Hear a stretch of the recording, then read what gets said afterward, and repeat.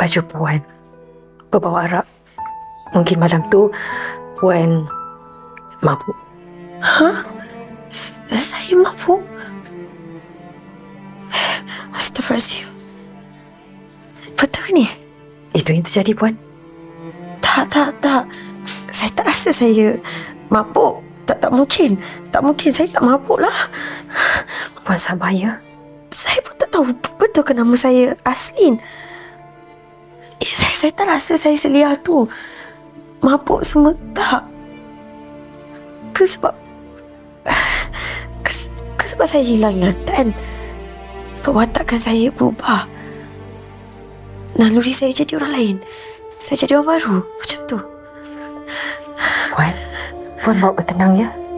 Memang perkara biasa untuk pesakit hilang ingatan lepas kemalangan untuk rasa macam ni. InsyaAllah perlahan-lahan nanti memori Puan akan datang semula. Tak, saya bingung. Yang saya kena tuduh melampau dengan suami saya tu pun saya tak tahu. Lepas tu, takkan sebab saya hilang ingatan, saya berubah jadi orang lain. Maksudnya saya pura-pura macam tu.